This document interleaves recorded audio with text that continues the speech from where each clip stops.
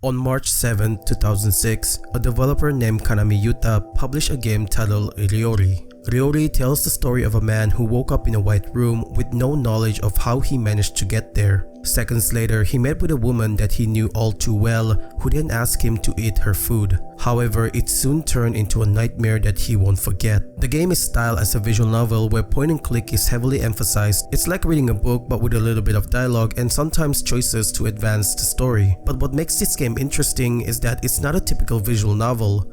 You see, this game is disturbingly violent and gory.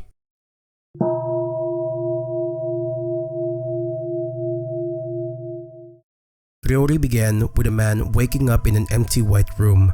He tried moving his hand but to no luck as he realized that he was tied up to a chair. Seconds later, a woman's voice can be heard which he instantly recognized. This woman is Sayuri. Hide demanded Sayuri to untie him, which she refused to do so since she knew that if she did that, he would just run away.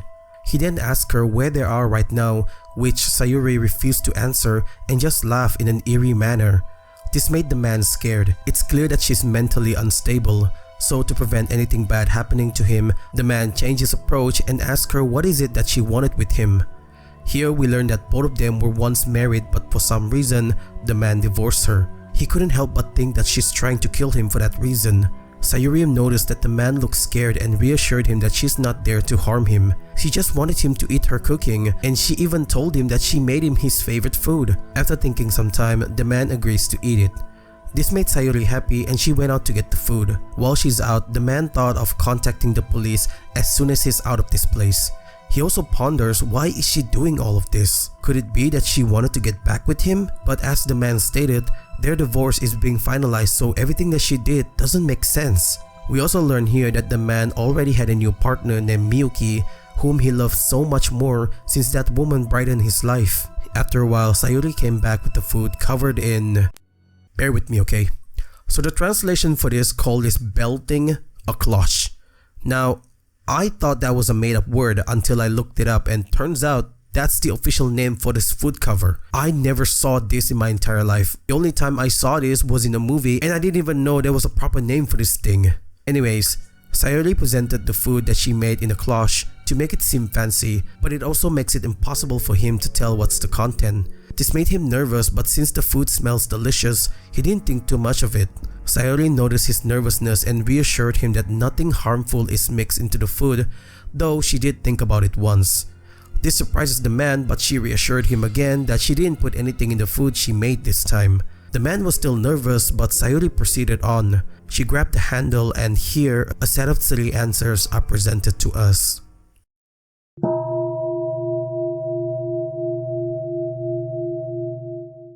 So here we are presented with 3 options. Now the first and the second option have the same translation but different meaning, and the third one translates to "it's your favorite thing right now." I'll explain more about what these 3 options meant as we go along with the video, so prepare yourself because trust me, it gets disturbing. Starting with the first option where it translates to "it's the closest thing to you," this implies something that is currently close to the guy. After picking this option, Sayuri opens the cloche and reveals the food to be nothing more than an ordinary steak. The man breathed a sigh of relief since he was worried for nothing. Maybe she really did wanted him to try out her food. Sayuri urged him to try and eat it, and even removed the rope for him just so he could eat it comfortably. The man thought about running away, but since he won't be seeing her again, he thought he should at least try her food since he knew she's a great cook. The meat was a little tough to bite, but he managed to eat them, and instantly he felt a surge of flavor coursing through his mouth. It was delicious. He asked Sayuri what is this meat that she's serving him. It's neither a cow nor a pig, and it's not certainly chicken, yet it tastes so delicious that he finished the meat instantly. He had to know what this meat was. Sayuri answered that this meat is something close to him. The man didn't understand. What does that supposed to mean? Sayuri then answered that the meat is hers. There was a brief silence between both of them, and the man laughed awkwardly and told her to stop with her harsh joke. But Sayuri wasn't joking. She rolled up her sweater and showed him a bright red bandage covering her stomach. When she undoes the bandage, the man could see a massive internal organ and maggots infesting her insides. The man screamed in horror as he realized that Sayuri had gone mad and used her own meat to feed him. He slowly backs away as Sayuri approached him with a knife. When the man had nowhere else to go, he asked for her forgiveness, but Sayuri ignored that and told him that she will let him out after he finished eating her. Before the man could process what she said, Sayuri slit her own neck with the knife that she had in hand. Blood gushes out and covers the man. The pressure of this was too much for him that he passed out.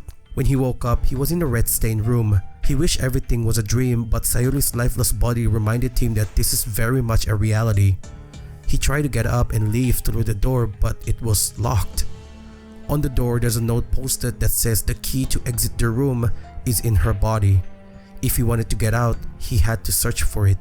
He thought this could be another one of Sayuri's joke, but as he turns the doorknob, he realized it won't open no matter how many times he turns it. She's not serious, right? But as he looked at her corpse, he realized that she very much meant what she said. Slowly, the man approached the dead body and thrust his hand into her stomach. He had an indescribable, unpleasant feeling, yet he endured and explores the stomach until eventually his hand touches something. As he grabbed the item, he unintentionally dragged her intestine out along with it. Maybe it's because of the situation right now, but he didn't feel disgusted at all. When he looked at the item that he got, he was surprised to find another piece of paper inside a sealed plastic bag. He expected to find a key, but the expectations soon crumbled as he saw the paper to be nothing more than another message from Sayuri, telling him that it could take days for him to find the key, so instead, why not eat her while searching for it? The man was devastated, but not because of not finding the key in time, but rather worrying how many days will the food last him until he finds the key. The second option, which translates to "it's the thing closest to you," is a bit confusing, but from my understanding, this second option implies something physical, describing something that is close to him yet so far away. Anyway, after picking this option, Sayuri opens the cloche, and while it's hard to see, the man could see something large inside, too large for it to be considered a meat. When Sayuri fully opens it, this is where he gets the shock of his life. Inside the cloche is a baby. Sayuri approached the man, slowly bringing the cloche closer. She asked what's wrong, since this should be the closest thing that he gave her, right? The man was horrified by this. He tried not to think about it, but there's no way of escaping it. The thing that's on the plate was unmistakably a baby. He then asked Sayuri about the baby, which made her angry, and here, she revealed that the baby was theirs, but the man told her to abort it. Sayuri then slowly approached the man and told him that she's returning the baby to where it belonged. The man begged her to stop and even apologized to her, but Sayuri wouldn't listen. She cut the baby into tiny pieces and forcefully fed him. The man had no choice but to eat it. Despite feeling like he wanted to throw up from consuming his own flesh and blood, the man for some reason enjoys it, and eventually, he managed to finish it. Once he's done, Sayuri asked if it was delicious and if he wants more. At this point, the man was too far gone and he simply nodded, agreeing to have more. And finally, the third option translates to "it's your favorite thing right now," basically implying what the man is currently liking. If anything, the previous two options showed us, we all know where this will lead us. Anyways, the third option starts with Sayuri presenting the man with a meat that he finished eating. Sayuri then told him that she will be serving him a full course meal with a dessert at the end. She starts by feeding him the meat, which is savory, much to his delight. She kept on feeding him with meat and other foods such as sausages made from real organ, as she claimed, fried chicken, grilled offal, soup made with bone stock, and raw liver. While this is pretty suspicious, the man didn't suspect anything since he knew that Sayuri was a great cook, so anything she cooked will become delicious. After eating more delicious food, it's finally time to eat the dessert. Sayuri told him that they will finish this off with a dessert tastes like cold tofu, and it is super delicious. She then brought them out on the cloche. The man was ready for it, but what he saw horrified him for life. When she opens the cloche, the head of the man's new partner Miyuki could be seen. Half of his skull was cracked open, revealing the brain still pulsating with the spoon lodged onto it. The man was shocked to see this, but then realized something is wrong. Where is the rest of her body? As he thought about it, realization kicked in as he realized that the food Sayuri has been feeding him the whole time were actually part of Miyuki's body. Fear and panic fill his entire mind as he desperately tries to loosen the binding. Sayuri maniacally laughed and slowly approached him. She then asked him why is he surprised since this person is his favorite thing, so much so that he's willing to divorce her. The man couldn't answer anything other than let out a terrified squeal while still desperately trying to remove the rope. Sayuri then proceeded on. She plunged the spoon again and scoops out the brain matter and forcefully feeding the man with it. Despite the man wanting to spit it out, his mouth kept moving and swallowing it. Everything is going the opposite of what he wanted. Sayuri didn't stop there. She scooped out more and forcefully fed him again until eventually the skull is empty. With that, Sayuri proclaimed that this is the end of her cooking, untied him and told him to get out of the place.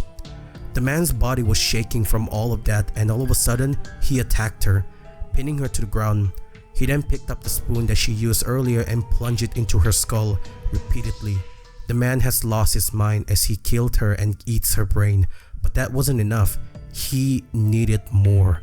Suddenly, he got an idea. Picking up the stone that he used to smash Sayuri's skull, he used it on his own head, hitting it repeatedly until a hole appeared. Once he did that, he eats his own brain.